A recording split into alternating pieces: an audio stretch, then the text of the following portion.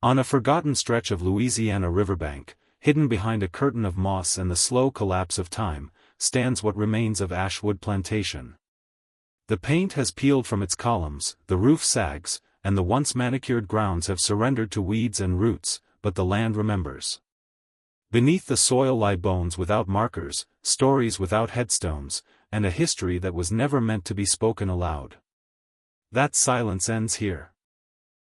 Because on this ground, one man turned his plantation into a factory of human lives, forcing enslaved women into pregnancy over and over again, month after month, year after year, and he recorded it all in his own hand as if it were a normal part of doing business. Today, descendants walk this property with DNA results that do not match the stories passed down in their families. They carry the faces of people whose names never appeared on any family tree, but whose power was absolute. In an old, weather-stained box found beneath the overseer's quarters, they uncover a ledger that should never have existed, thin, brittle pages covered in ink that time has not fully erased, rows of names and dates that spell out something far more chilling than crop counts or sales logs. These are birth records. Hundreds of them. Over the span of 3 decades, on one plantation, with a pattern so precise that coincidence is impossible. At the end of almost every line, the same name appears under Father, Marcus Ashwood, master of Ashwood Plantation. As one of the researchers reads aloud, the numbers begin to arrange themselves into something horrifyingly clear. January 1834, 5 births. February, 6 births. March, 4. Month after month, year after year, like an unbroken chain. The mothers' names: Sarah, Betsy, Dinah, Ruth, Hannah, Celia. Repeat again and again, their lives reduced to a list, their suffering contained in ink and columns. Some names appear 3, 4, 5 times over a decade. Other names appear once and then vanish forever, as if the women themselves were swallowed by the land. This ledger is not just a relic, it is evidence. Evidence of a system, evidence of intent, evidence of a man who saw the bodies of enslaved women not as human, but as machinery in his personal enterprise of flesh. The descendants looking down at these pages are not historians reading about strangers. They are, in many cases, the living proof of what he did. Their bloodlines stretch back to a man who never intended for them to know the truth. For nearly 200 years, this story lay buried under polite southern legends of noble families and grand houses. Now it returns to the surface, demanding to be heard. You are about to hear the story of a plantation master who turned reproduction into a weapon, who scheduled pregnancies as if they were harvests, and who left behind a legacy written not only in land and money, but in the bodies and lives of hundreds of people. If you want to witness this untold chapter of history, and stand with the voices that were silenced for generations, make sure you subscribe so you do not miss the rest of this investigation, and stay with this documentary until the end, because the truth reaches far beyond this one plantation and into the present day. In 1865, as Union troops moved through Louisiana and the Confederacy crumbled, a 53-year-old woman named Celia sat in a makeshift camp and spoke to a northern journalist who had come south to document the experiences of the newly freed. She had spent her entire life on Ashwood Plantation. She had seen women arrive in chains and leave in pine boxes. She had watched children be born into a world that claimed them before they took their first breath. Her words were written in a small leather diary that would sit unnoticed in a Boston library for more than a century. When a researcher finally opened it, the lines on the page did not read like history. They read like a testimony that had been waiting for someone to listen. Celia said, "He came every month like clockwork. When a girl turned 15, we knew her time was coming. Didn't matter if she was sick. Didn't matter if she had just birthed a baby. Didn't matter if she begged him on her knees. The bell would ring at midnight, and if it was your name they called, you had to go to the big house. If you didn't go, they sent the men with the dogs.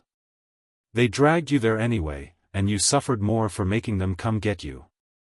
She described how the young women of the quarters waited for that bell, listening in the dark, hoping not to hear their own names. She talked about girls who tried to escape into the swamps, only to be hunted down, beaten before the entire plantation, and then forced to stand outside the big house as a warning to anyone else who dared to resist. After a while, Celia said, the running stopped. Not because they accepted their fate, but because they understood there was nowhere to go where his reach did not follow. Celia had 11 children by the time the war ended. All of them fathered by the master of Ashwood. Only 3 lived long enough for her to see them grow into adults. When the journalist asked her what happened to the other 8, the diary says she fell quiet for several minutes, staring past him as if looking at something only she could see. Then she said, "Some babies, when they born, the master say they too dark. Those babies don't stay long. They gone before morning. We learn not to ask where." The man who recorded her words added a note in the margin. She spoke without inflection, as if recounting duties, not tragedies. Today, that lack of emotion is recognized as a symptom of deep trauma, a way of surviving pain too great to bear. Back then, it was simply seen as the hardened manner of someone who had seen too much. The numbers etched into Ashwood's ledger bear out Celia's story. Between 1830 and 1860, the plantation's internal records document the births of 473 children to enslaved women on the property. Census records from the same period list between 60 and 80 enslaved women of childbearing age. Even without knowing anything else, those figures stand out. In a region where enslaved women often bore 2 or 3 surviving children over a lifetime due to harsh conditions, brutal labor, and disease, Ashwood's numbers are off the charts. An average of 6 births per woman over 30 years, with many of those women also enduring miscarriages, stillbirths, and the constant toll of plantation labor. This is not the pattern of a community struggling to survive. It is the pattern of forced reproduction at industrial scale. What makes Ashwood unique among its neighbors is not simply the volume of births, but the way the children were handled. On many plantations, children were sold off regularly to pay debts or to balance labor forces. At Ashwood, sale records show something different. The majority of these children were not sold away. They were kept on the property, raised in separate clusters of cabins, and put to work as soon as their small hands could pick cotton, carry water, or scrub floors. The master was not just increasing his enslaved population through purchase. He was manufacturing it through his own body, month after month. Other planters talked about natural increase, the idea that enslaved people would reproduce themselves, creating more labor without additional investment. At Ashwood, there was nothing natural about it. He designed it, scheduled it, and tracked it as obsessively as he tracked his cotton yields. Marcus Ashwood inherited his estate in 1828 at the age of 22. Within 3 decades, he had transformed it into one of the most profitable plantations in the parish, amassing wealth that modern economists estimate would equal tens of millions of dollars today. Officially, that wealth came from cotton, sugar, and land. Unofficially, it came from the backs, wombs, and bloodlines of the people he owned. Each child he forced into existence represented another worker who could be whipped into productivity, another asset on the ledger, another life chained to his fortune. By the time of his death in 1863, nearly half the enslaved people at Ashwood were his biological children or grandchildren. He had turned his own DNA into a brand stamped across an entire population. To understand how he could do this without facing consequences, you have to understand where Ashwood Plantation stood, and what the law allowed men like him to do. In the early 19th century, Ashwood occupied 3,000 acres along a fertile stretch of the Mississippi River, in a parish where sugarcane and cotton fields stretched to the horizon and fortunes were built on rows of human beings working from before dawn until after dark. The Grand House, a columned mansion with high ceilings and broad verandas, was the visible face of that wealth. Paintings from the period show sweeping staircases, chandeliers imported from Europe, and women in silk dresses hosting tea on the front porch, while men in fine coats talk politics and trade. Behind that facade was an entire world that white visitors were not meant to see.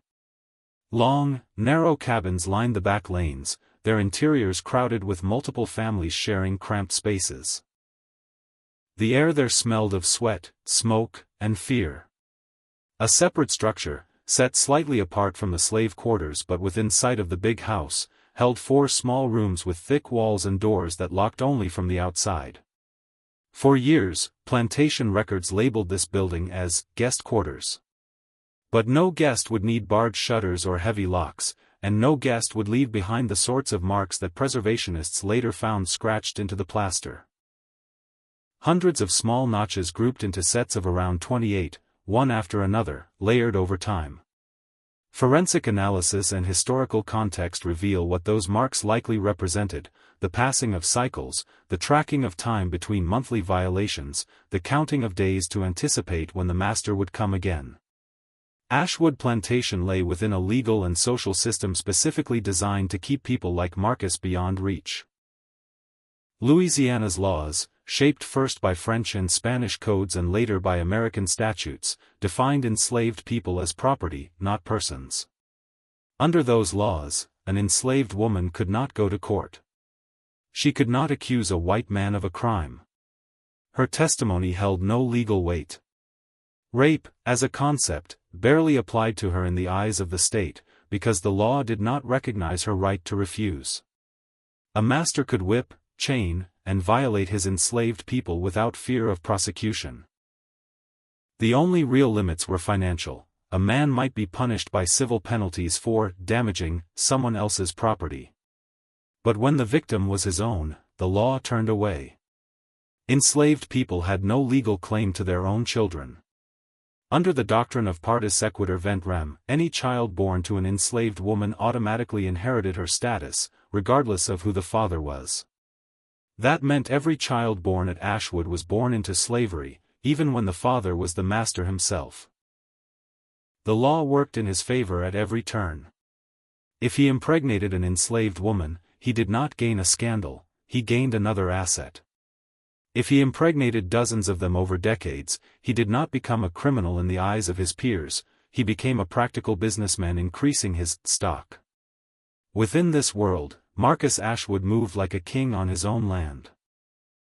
He rode through the fields on horseback, overseeing labor with the overseer by his side, and returned each night to a house lit by oil lamps where his white family dined on food prepared by hands that trembled when the bell rang after dark.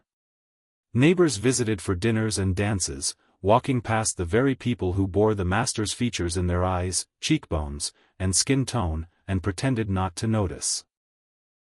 Ministers preached in the parlor on Sundays about obedience and divine order, while the women who cooked their meals bore the unspoken evidence of the master's abuse in their swollen bellies and haunted faces. The entire community conspired in silence to keep this world intact. What sets Ashwood apart is that Marcus did not leave his crimes to rumor. He wrote them down. In a university archive today sit 17 leather-bound journals, penned in his neat, careful script. At first glance, they look like typical plantation records, notes about weather patterns, harvest yields, and market prices in New Orleans. But as historians read deeper, another tone emerges, one that reveals how Marcus thought about the people he owned. In an entry from March 1835, he wrote, "Acquired 3 new females from Charleston Market. Age suitable for breeding. Good hips, sound teeth, no visible deformities. Will assess 1-on-1 beginning the 15th. The girl he described as having good hips was 15 years old. Her name was Sarah." Several months later, another entry notes, "Sarah took seed successfully. Delivery projected for early spring. Production proceeding as anticipated." There is no mention of consent, no acknowledgement of violence. Instead, he uses the language of animal husbandry and commerce. He refers to breeding stock, to production schedules, to maintaining favorable bloodlines. In July 1838, he wrote, "Betsy delivered another girl. That makes 3 from her. Allow 6 months recovery before resuming rotation. Her output remains satisfactory." Every line places the responsibility for reproduction on the women's bodies, but the driving force is his will, his choices, his timetable. He never writes the word rape. He never speaks of guilt or doubt. In his view, he is not committing a crime, he is exercising ownership. He saw these women the way he saw his cattle and horses, as living capital, their value measured in how many more bodies they could bring into existence for him to own and exploit. His journals reveal no conflict between this private brutality and his public role as a respected member of the planter elite. He discusses church services, local elections, and social visits with the same pen that notes when a 13-year-old girl reaches maturity and is added to his schedule. The horror lies not in wild outbursts, but in the steady, organized, calculated nature of it all. Marcus married twice, each time to a woman from a prominent Louisiana family. Their letters survive in attics and archives, full of mundane complaints about weather, dress fabrics, social obligations, and the difficulty of getting good servants. They describe headaches and fainting spells, envy over other women's jewelry, irritation at the noise made by children in the yard. They make no reference to the obvious, the young women in their household who suddenly swelled with pregnancy despite having no husbands, the children running barefoot in the yard whose faces bore too close a resemblance to the master, the separate cabins filled with half-siblings whose official father, according to law, was listed only as unknown. Whether these wives truly did not know, or chose not to see what was happening, the effect was the same. Their silence was another layer of protection around Marcus's world. The enslaved people at Ashwood were not silent. Within the quarters, stories traveled from mouth to ear like sparks. Women warned younger girls about what would happen when they turned 15. Mothers tried to hide their daughters, dressing them in rags, smearing mud on their faces to make them less noticeable. For a time, some tried hiding menstruation, hoping to delay the day the master would mark them for his attention, but he had the overseers keep track of their cycles. He knew when they were at their most vulnerable. The women learned to share knowledge in whispers, herbs that might prevent pregnancy, teas that might bring on a late period, roots that could be chewed to make conception less likely. Some of this knowledge came from African traditions. Some came from painful trial and error, passed from one generation to the next under constant threat. Resistance took many forms, not all of them visible. Some women scratched deep grooves into the walls of the locked rooms where they were taken, counting each assault. Others carved symbols representing protection, ancestors, or God, asking for help no one seemed able to provide. Some refused to show emotion in front of Marcus, denying him the satisfaction of seeing their fear. Others sang quietly to themselves, turning their minds away from their bodies in an act of internal escape. A few tried to fight physically, scratching and biting, but they were beaten so severely afterward that they became living warnings to the others. Every avenue of resistance carried a cost. Every choice was made in a world where saying no often meant inviting death. On rare occasions, women managed to protect themselves more directly. There are hints in oral histories of herbal concoctions that caused miscarriages, taken at great personal risk. Losing a pregnancy could bring fury from the master, especially if he believed the woman had done something to cause it. The penalty could be whipping, starvation, or sale away from family. Yet some took that risk, choosing the pain of loss over bringing another child into bondage. Their acts of resistance rarely appear in written records. They survive instead in fragments of stories passed down quietly through families, the truth hidden in plain sight inside phrases like, "She did what she had to do." Not all resistance was confined to the private sphere. At least once, pressure built to the point of open rebellion. In the early 1840s, entries in Marcus's journal reference an incident where several male slaves attacked an overseer. The overseer's accounts, found in a separate collection of papers, reveal more. According to his report, the men had discovered that their teenage sisters and daughters were being forced into the locked rooms at night. One of them, a man named Jacob, confronted the overseer, demanding that the girls be left alone. The confrontation turned violent. Jacob and 2 others were arrested, tortured, and, according to a later bill sent to Marcus for punitive measures, executed. Their bodies were displayed at the edge of the fields as a warning. Marcus's journal notes their deaths in a single sentence: 3 agitators disposed of to restore order. There is no mention of what they were fighting against, only the assertion that they disrupted the efficiency of his enterprise. Their sacrifice did not end the system, but it sent a message that even under unimaginable control, the enslaved people did not fully accept their fate. They negotiated, resisted, and endured in every way they could. Within the quarters, they built networks of care. Older women watched over younger ones, comforting them after nights in the big house. They helped one another give birth. They mourned for children taken too soon. They established rituals, naming children after ancestors, blessing them in whispered prayers, telling them stories at night that preserved fragments of identity beyond what the master intended. Every child born under this system carried a complicated legacy. They were property in the eyes of the law, but they were also the flesh and blood of the man who owned them. Some inherited his lighter skin, his eye color, his hair. Others bore little physical resemblance, but were tied to him all the same. Records from Ashwood show that these children were often assigned different tasks. Some became house servants, working closer to the family and under more constant scrutiny. Others became field hands like their mothers, their paternity ignored in all but the most practical terms. Marcus occasionally acknowledged his offspring in private writings, referring to them as my half-breeds or my mixed stock. He sometimes assigned them slightly better rations or less dangerous work, but he never freed them. They were assets, not heirs. The mothers faced cruel manipulations of that bond. On several occasions, Marcus threatened to sell a woman's child if she resisted his demands. Sale records show that when productivity faltered, whether in the fields or in childbearing, children disappeared from the ledgers, listed as transferred to distant plantations. Families were torn apart as punishment and as demonstration of his power. Every pregnancy became layered with fear. Fear for one's own body, fear for the child's future, fear that any sign of attachment could be used as a weapon. When emancipation finally came, the legal chains fell, but the psychological and biological chains remained. The people freed from Ashwood Plantation walked onto roads and into towns knowing that the man who had terrorized them lived in their faces. Many had no surnames of their own.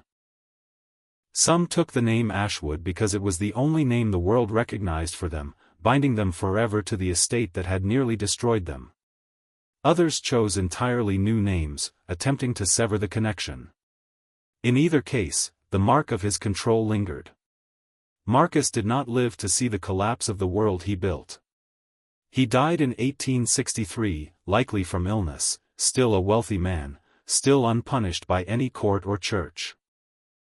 His obituary in a New Orleans newspaper praised him as a pillar of the community, a devoted husband and father, and a benefactor to the poor. There was no mention of the hundreds of women he had violated or the hundreds of children he had forced into bondage. The white world mourned a respected planter. The people he owned mourned something else: years taken, bodies broken, lives bent around his will. After the war, Ashwood Plantation changed hands and purposes. Parts of it fell into ruin. Parts were converted into tenant farms and later into industrial agriculture.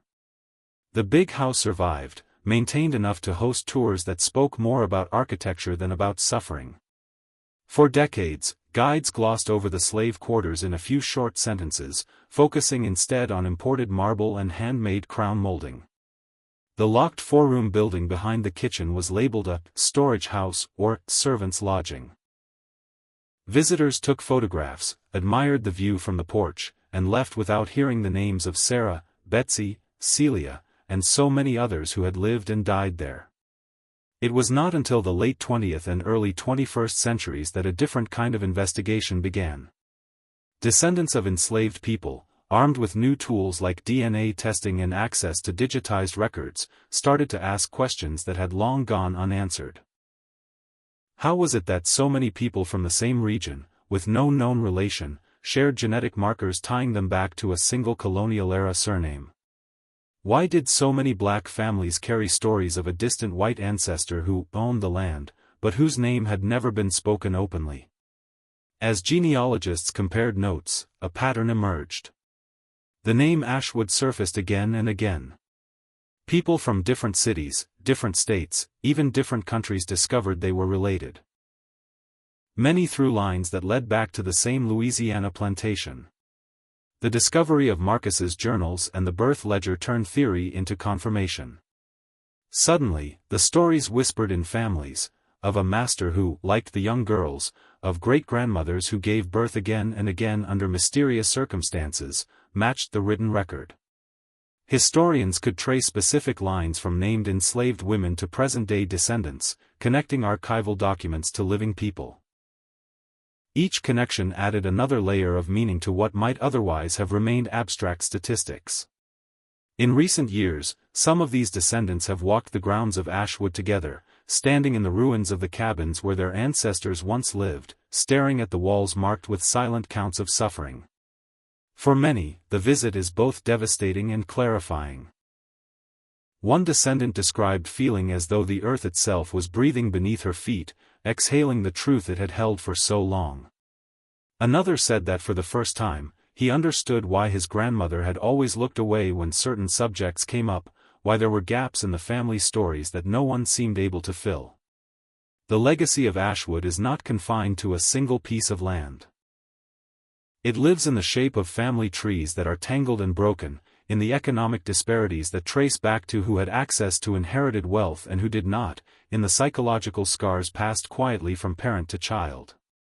The children Marcus forced into existence grew up in bondage, then in poverty, then in a society that continued to discriminate against them long after slavery's official end.